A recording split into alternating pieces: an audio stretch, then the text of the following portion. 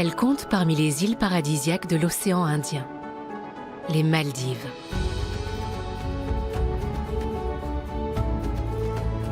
L'archipel est parsemé de récifs coralliens qui sont à l'origine de sa formation géologique. Cette destination très prisée des touristes est aussi connue pour ses sites de plongée peuplés de redoutables prédateurs. D'étranges créatures des sables et de paisibles géants.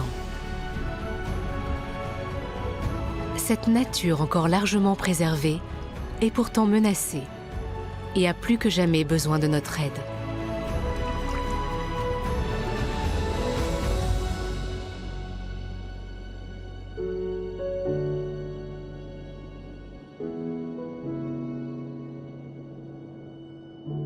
L'archipel des Maldives se trouve au sud-ouest de l'Inde. Il est constitué de près de 1200 îles réparties en atolls circulaires. Et il s'étend sur plus de 870 km de long. Son altitude moyenne est d'à peine 2 mètres au-dessus du niveau de la mer.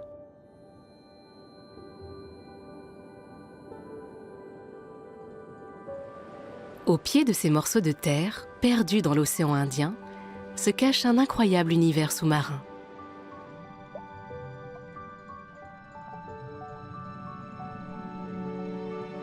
Ces coraux flamboyants accueillent plus de 1000 espèces de poissons.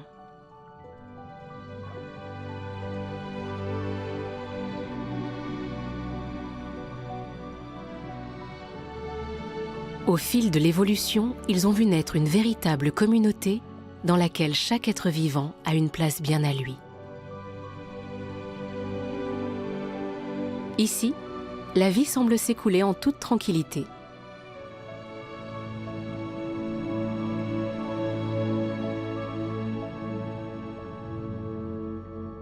Mais il n'en est rien en vérité. Un banc de requins nourrices fauves rôde. Cette espèce devrait son nom au bruit de succion qu'elle fait en mangeant et qui rappelle celui d'un enfant tétant sa mère. Ces prédateurs de 3 mètres de long chassent uniquement la nuit. Les poissons de petite taille se réfugient au milieu des coraux. Dès le coucher du soleil, ils sont à la merci des requins et doivent lutter pour leur survie.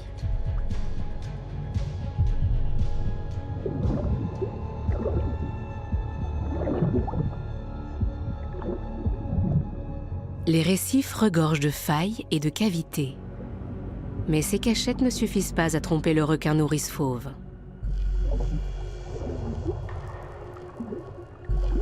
Son odorat surdéveloppé et les organes sensoriels situés sur son museau lui permettent de flairer le moindre poisson. À courte distance, il est même capable de ressentir leurs mouvements musculaires sous forme d'impulsions électriques. Et les requins ne sont pas seuls. Des maquereaux affamés les suivent de près. Ils guettent le moment où un poisson effrayé tentera de s'échapper.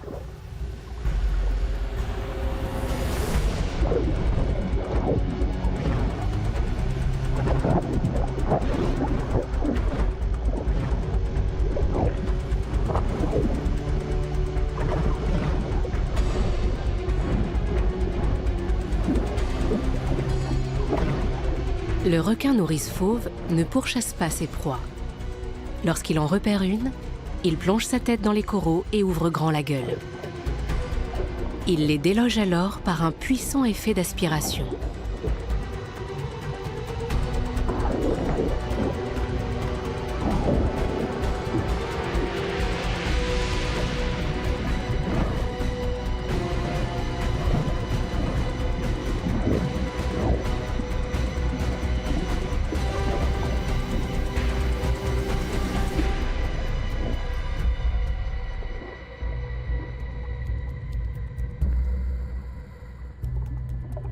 Les animaux malades et affaiblis sont les premiers à être dévorés. Les requins et les maquereaux contribuent ainsi à l'équilibre des récifs coralliens. L'influence des prédateurs est visible depuis les airs. À certains endroits, des cercles clairs se détachent autour des herbiers marins.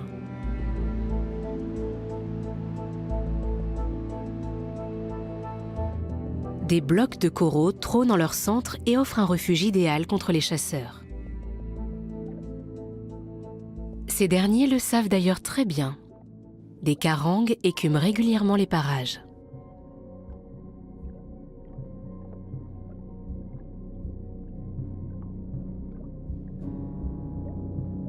Tant qu'ils restent à couvert, ces petits poissons ne risquent rien.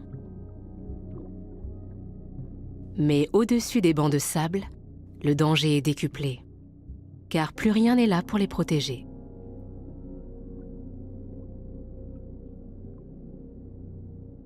Il faut pourtant sortir pour manger.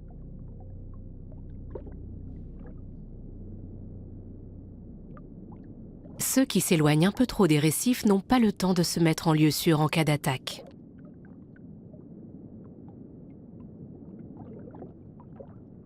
Lorsque l'un d'eux bat en retraite, ses congénères le suivent sur le champ. Ici, seule la peur fait loi. Ces auréoles sableuses, dépourvues de végétation, permettent donc de visualiser à quelle distance les poissons osent s'aventurer. En plus de réguler les populations de poissons, les prédateurs déterminent leur comportement. Plus ils sont nombreux, moins leur proie s'expose, et plus ces zones sableuses appelées halos de peur sont minces.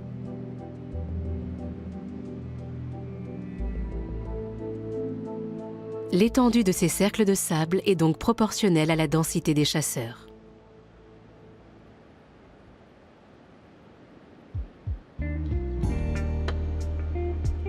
La richesse des fonds marins n'est pas le seul atout touristique des Maldives. L'archipel remplit tous les critères des vacanciers en quête de soleil, d'océan et de luxe. Avec ses plages immaculées bordées de cocotiers et ses eaux couleur turquoise, il est le parfait cliché du paradis tropical.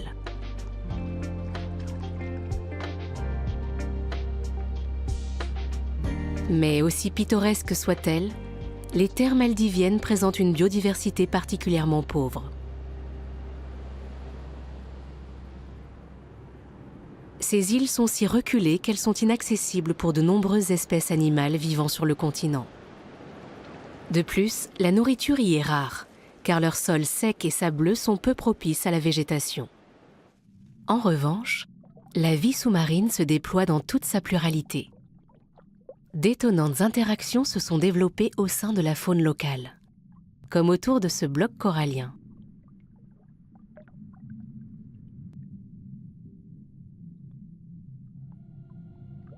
Un couple de labres nettoyeurs a élu domicile à cet endroit.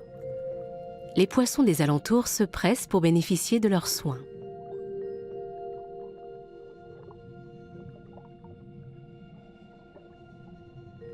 Les labres nettoyeurs sont essentiels à la santé des autres animaux marins, car ils ingèrent leurs cellules mortes, nettoient leurs plaies et éloignent les parasites. Tandis que certains se montrent expéditifs, d'autres prennent leur rôle très à cœur et effectuent même de légers massages à l'aide de leur nageoire ventrale.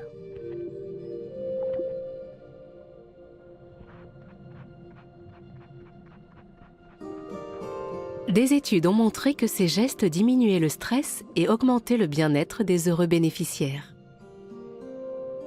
Si la dernière séance n'a pas été suffisamment approfondie, le couple de nettoyeurs met les bouchées doubles pour satisfaire ses visiteurs.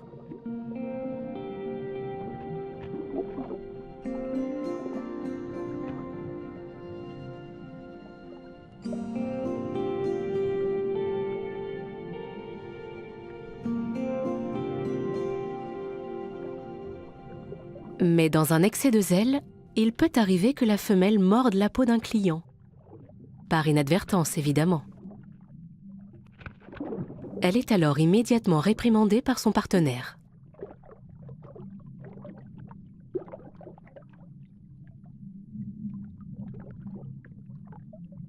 Grâce à ce comportement, ce genre d'incident sera moins fréquent à l'avenir.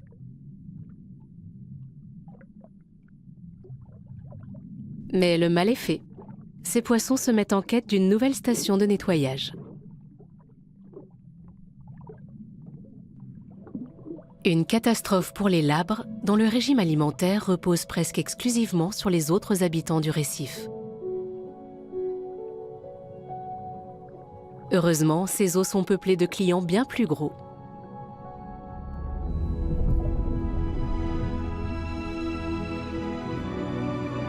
De véritables géants surgissent des profondeurs.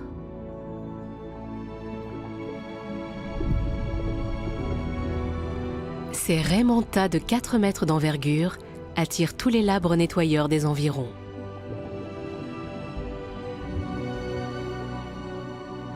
Le couple malchanceux n'a plus à craindre de manquer de nourriture.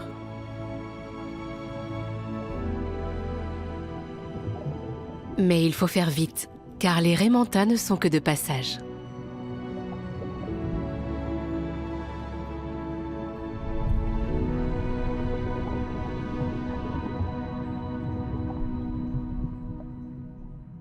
Cette faune aquatique très diverse et l'archipel qui l'abrite n'existeraient pas sans la présence des coraux.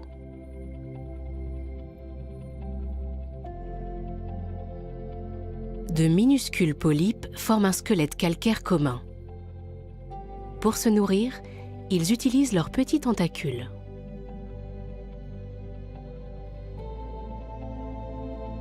Les coraux sont les bâtisseurs des Maldives. Lorsqu'ils sont balayés par le vent et la houle, ils se délitent et leurs résidus s'amassent en bancs de sable. La mer y apporte aussi parfois des graines, comme celles contenues dans cette noix de coco. D'autres semences sont déposées par la brise. Et c'est ainsi que de nouvelles îles se forment au fil des années.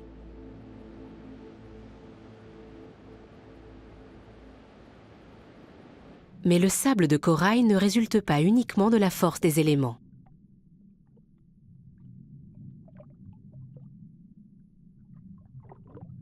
En mangeant les algues qui poussent sur les récifs, les poissons perroquets effritent les coraux avec leurs mâchoires puissantes.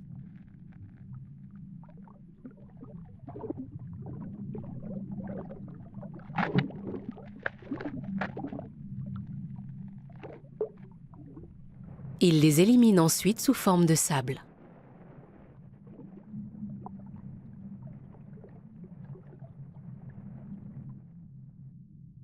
Ces écosystèmes dont découle l'existence même de l'archipel sont aujourd'hui menacés.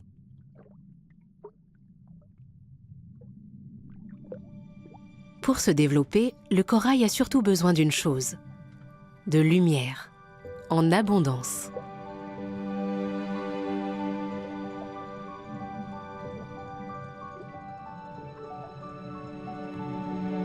Un élément tout aussi indispensable à la survie des algues qui vivent en symbiose avec lui.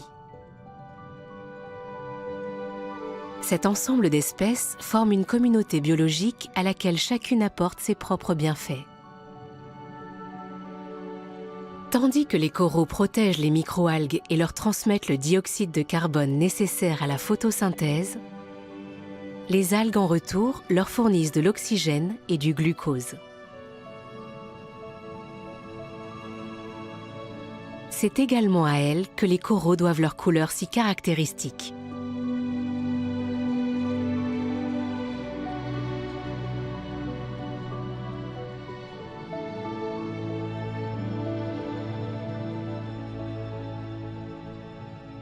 Mais ce bel équilibre est de plus en plus fragile. Lorsque l'eau dépasse les 30 degrés, les algues se mettent à produire des substances nocives. Pour s'en défendre, les coraux les rejettent. Ils perdent alors leur couleur, mais aussi leur principale source de nourriture.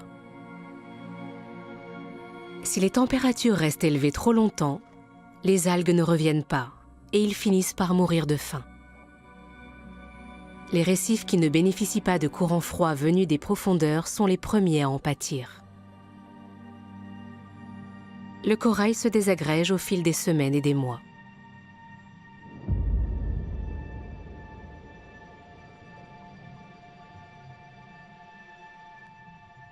Ces dégradations massives sont de plus en plus fréquentes, car le changement climatique fait grimper non seulement le niveau des mers, mais aussi leur température moyenne. Sur la seule année 2016, les Maldives ont perdu la moitié de leurs coraux.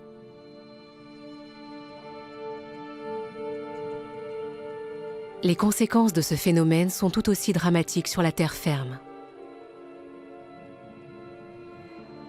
En temps normal, les récifs coralliens qui bordent les îles freinent la houle. En l'absence de ces barrières naturelles, les vagues déferlent sur les plages à pleine puissance et une partie des côtes menace de disparaître.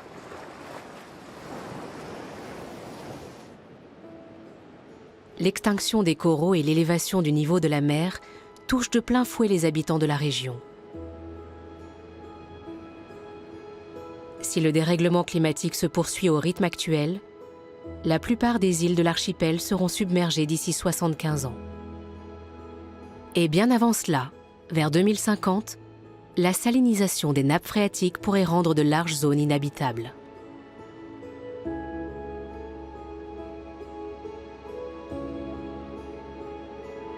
Préserver les coraux est donc essentiel pour permettre à la population des Maldives de continuer à y vivre.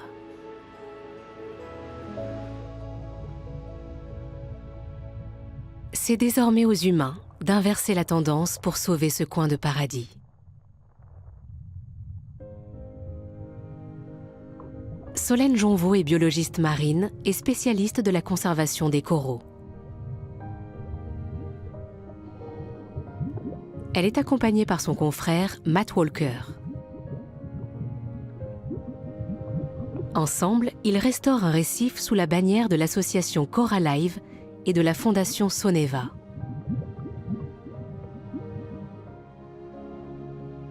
Pour ce faire, ils fixent des coraux sur le plancher océanique à l'aide d'un ciment spécial. L'équipe de scientifiques a déjà planté plus de 12 000 colonies et un nombre incalculable de fragments comme celui-ci. Mais d'où proviennent-ils ? Aujourd'hui encore, les entreprises de construction dans l'archipel font des ravages sur les récifs. Alors, quand cela est possible, ces jardiniers de coraux interviennent en amont et y prélèvent des boutures saines. En 2022, ils ont sauvé 30 000 colonies dans une même zone côtière.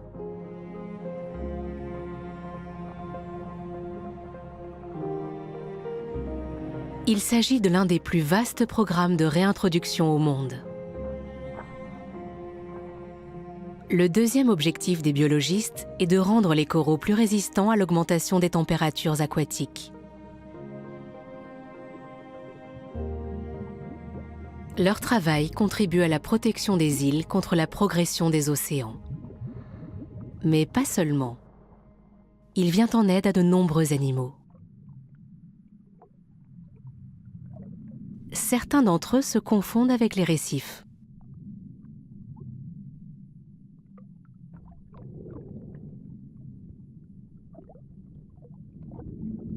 Cette masse sombre à peine visible au milieu des rochers est en réalité un poulpe. Pour ne pas révéler sa cachette, le céphalopode reste parfaitement immobile. Jusqu'à ce qu'une femelle fasse son apparition.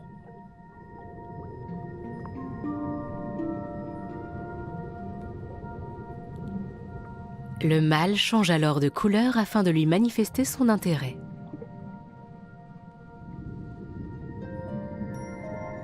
La femelle a l'air plutôt réceptive. Son prétendant se rapproche avec prudence.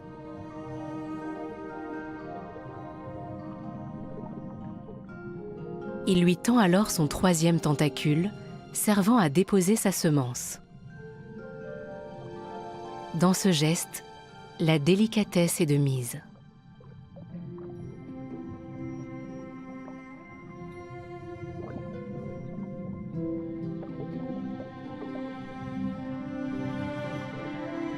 Le mâle explore le corps de sa congénère avec une infinie douceur.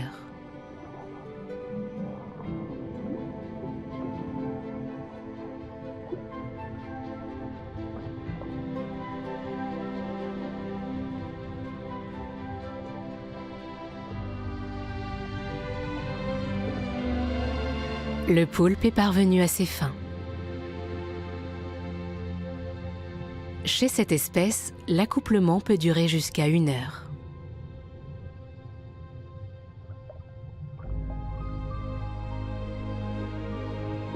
Au pied des récifs, les coraux se font plus rares. Les animaux doivent trouver d'autres stratégies pour survivre sur les fonds sableux. C'est notamment le cas de l'anguille jardinière mouchetée. Vivant généralement en colonies de plusieurs centaines d'individus, ce poisson, pouvant atteindre 40 cm de long, ne quitte presque jamais son terrier.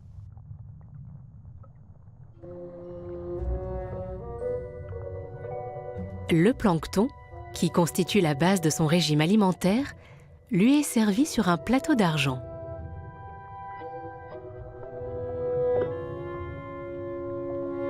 Mais ce qu'elle parvient à gober au passage n'est pas toujours à son goût. Même s'il n'est pas rare de l'observer, on en sait très peu sur l'anguille jardinière mouchetée, car elle est extrêmement farouche. Lorsqu'on l'approche de trop près, elle se rétracte sur le champ.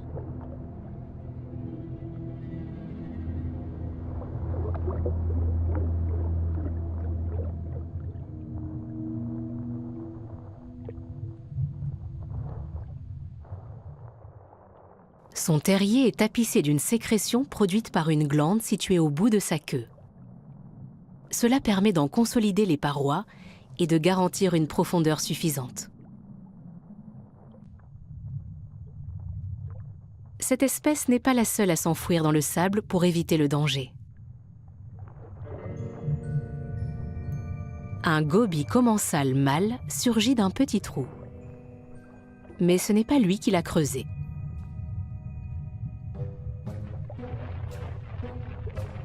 Son architecte n'est autre que cette crevette pistolet. Contrairement à l'anguille, elle doit reconstruire son terrier en permanence.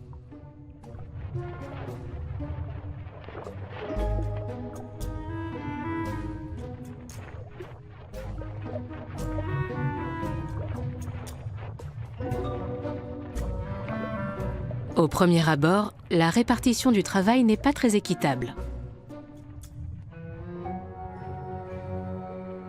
Mais la présence de ce poisson est vitale pour la crevette.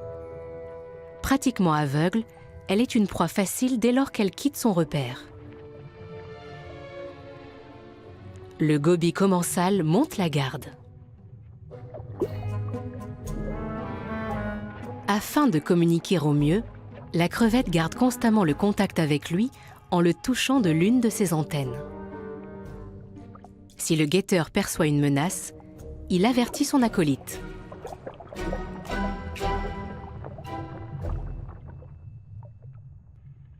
Mais cette fois, un élément extérieur va le détourner de sa mission. Un autre goby commensal apparaît non loin du terrier. Et il s'agit d'une femelle. Il compte bien saisir sa chance de s'accoupler avec elle. Comment attirer son attention sans abandonner son poste?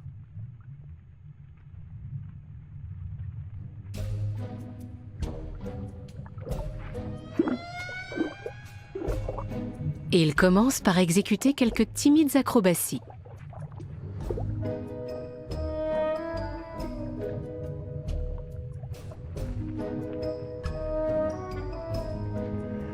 La femelle n'est pas impressionnée.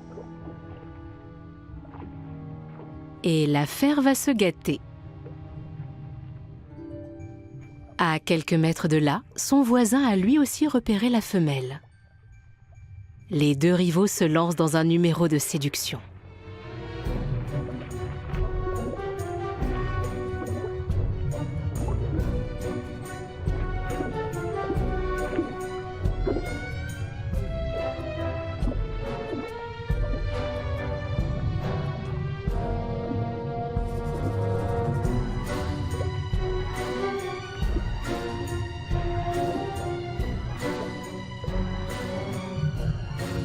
Tout absorbé par son concurrent, le goby commensal en oublie son rôle de gardien. Un intrus vient de pénétrer sur son territoire.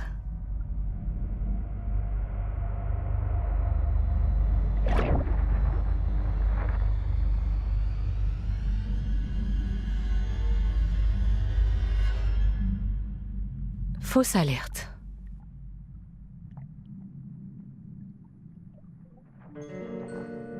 Le poisson finit par sortir de son terrier au bout de quelques minutes. Entre-temps, la femelle a succombé au charme de son rival. Il tentera sa chance une prochaine fois. Pour ce qui est du sachet plastique, le goby commensal s'en tire à bon compte. De nombreux animaux meurent en ingérant ce genre de détritus qu'ils prennent pour de la nourriture.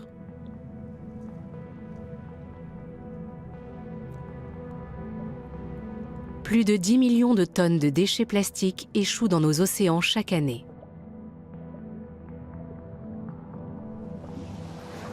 Le constat est encore plus frappant sur les plages.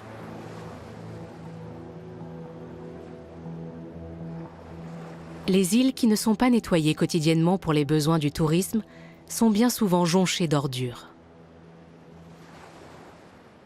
Parmi elles, quelques coquillages gisent çà et là. Et à la nuit tombée, certains s'animent mystérieusement.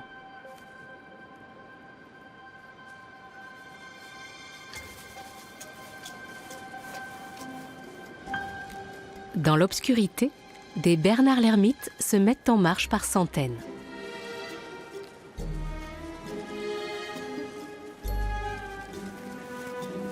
Cette espèce a pour particularité de loger dans des coquilles vides.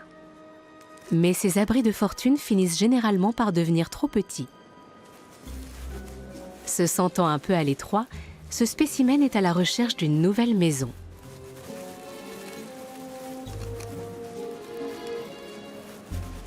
Trouver une coquille vide n'est pas chose aisée, car la concurrence est rude.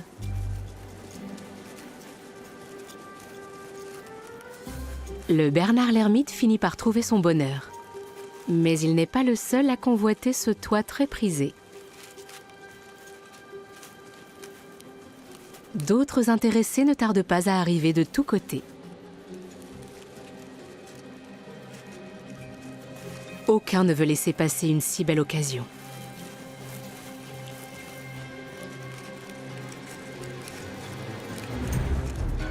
Cet habitat de choix a déclenché une véritable cohue.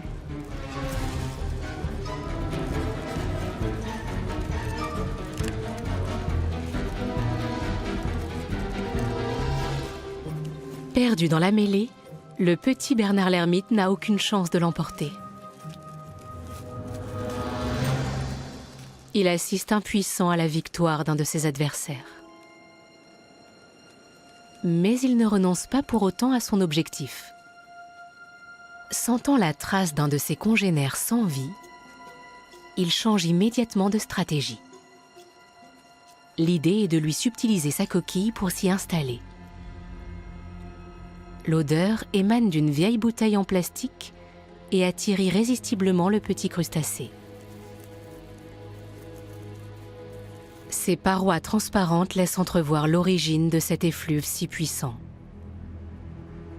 Un cimetière de Bernard l'ermite.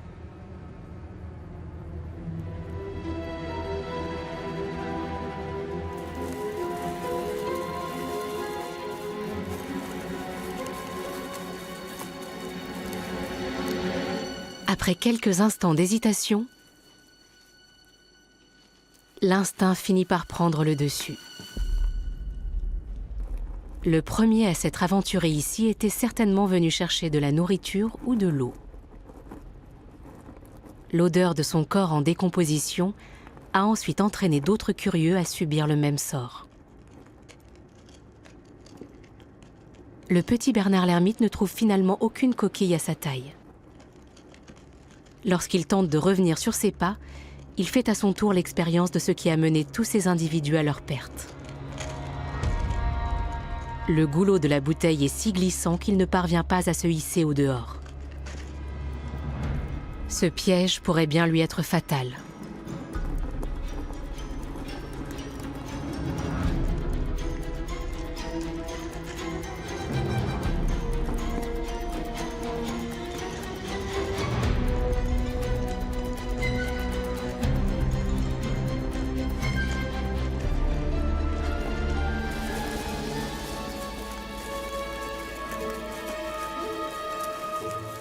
Le Bernard l'ermite a eu de la chance. Il peut reprendre ses recherches. Mais chaque jour, nombre de ses congénères périssent par la faute de ce genre d'objets échoués sur le sable. La pollution est particulièrement préoccupante sur les îles inhabitées.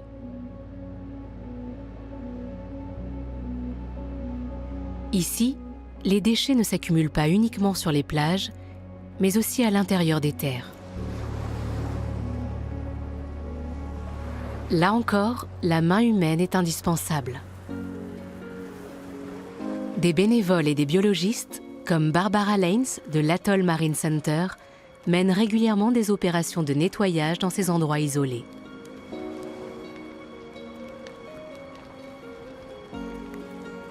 Les bouteilles en plastique rejetées par la mer proviennent du monde entier.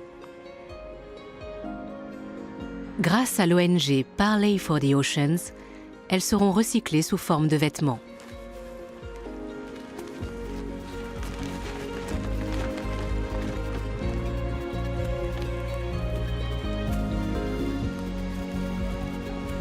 Des sacs sont remplis en un rien de temps.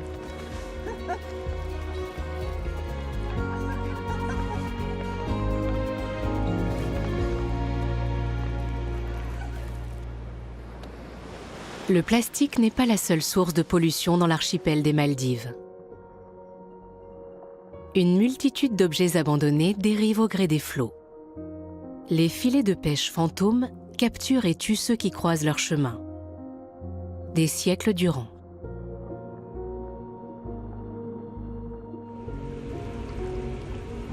L'Atoll Marine Center recueille des tortues de mer victimes de ce fléau.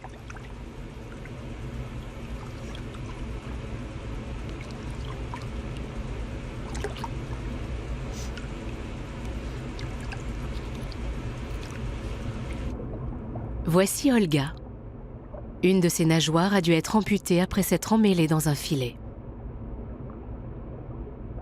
Comme elle, énormément d'animaux se retrouvent pris au piège dans les eaux indiennes ou sri-lankaises et sont entraînés par le courant sur des centaines de kilomètres en direction des Maldives. L'objectif du centre est de relâcher ces pensionnaires dès que leur état le leur permet.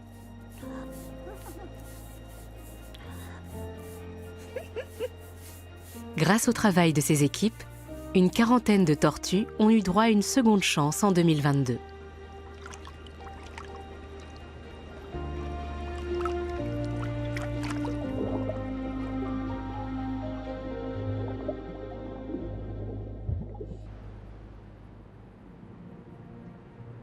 Sauver ces individus fragilisés est tout aussi important que de préserver les écosystèmes dans leur globalité.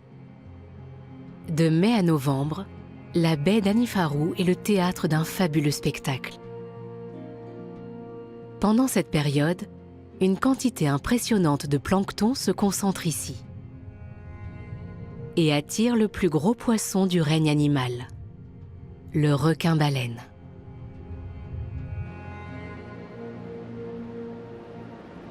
Les raies mantas sont elles aussi de la partie. Elles traversent la nuée de plancton la gueule grande ouverte.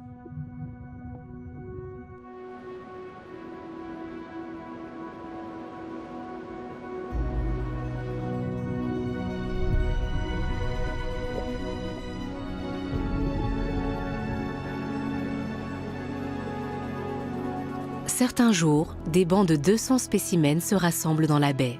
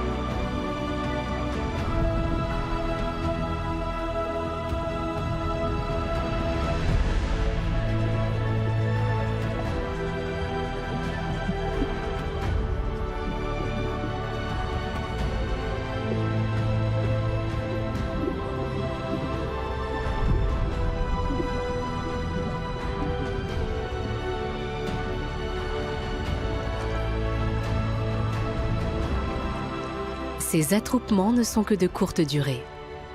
Une fois qu'elles ont assouvi leur faim, les raimentas se dispersent à nouveau dans les profondeurs de l'archipel.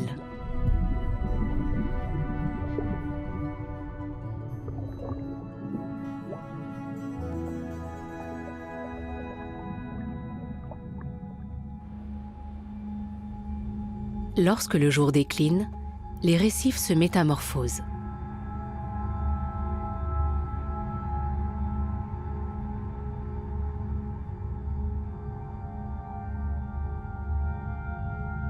La plupart des poissons sont plongés dans le sommeil, cachés entre les coraux.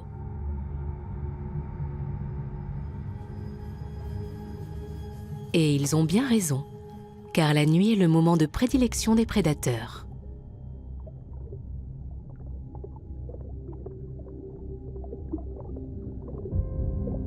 Nager en pleine eau revient à signer son arrêt de mort. Comme ces proies restent généralement à l'abri, la sèche n'a pas toujours la tâche facile.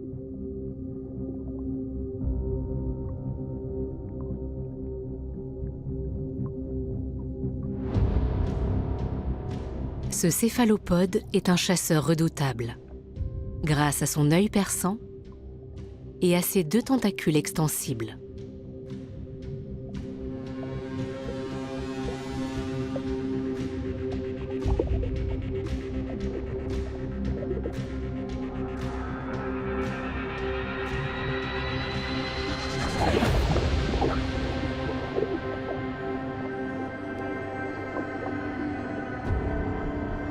Mais tout aussi bien équipé qu'il soit, il lui arrive de manquer sa cible.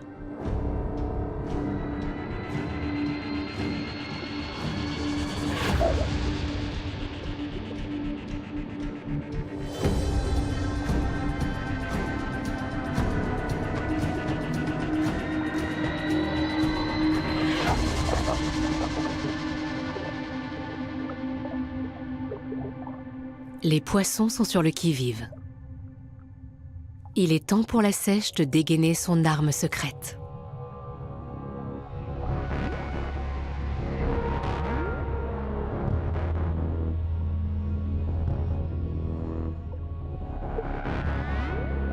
Elle se met à modifier la teinte de sa peau et de ses tentacules.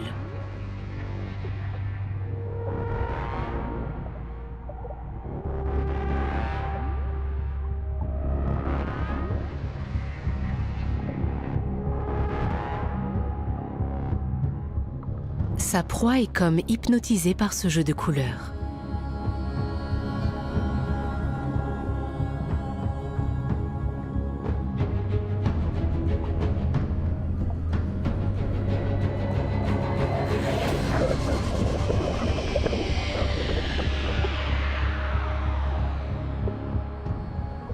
Bien que la science ne sache pas encore expliquer cet ingénieux stratagème, il n'en reste pas moins efficace.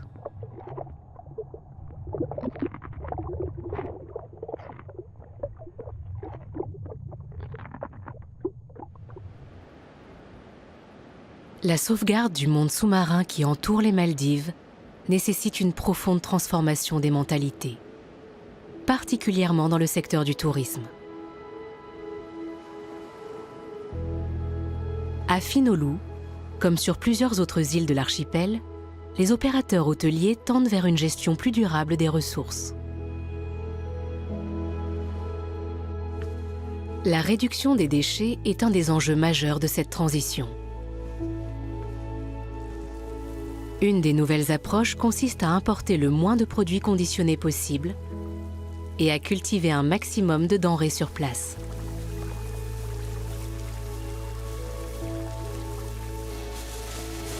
Afin d'exploiter au mieux le sol pauvre des îles coralliennes, les résidus végétaux sont compostés.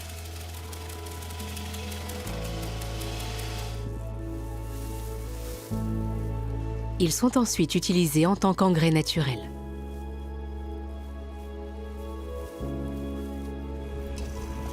Le même procédé est appliqué aux restes alimentaires dans les établissements les plus modernes.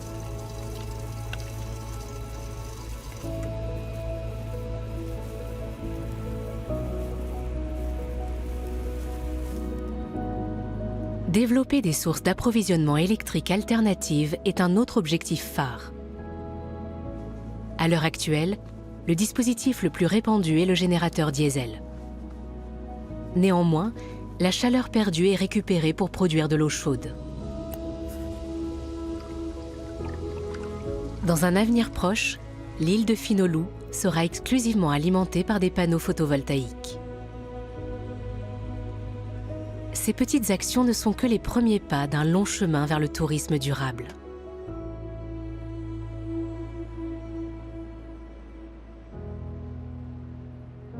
L'archipel des Maldives renferme une nature encore largement préservée et abrite plus de 2300 espèces animales dans une des plus belles barrières de corail de la planète.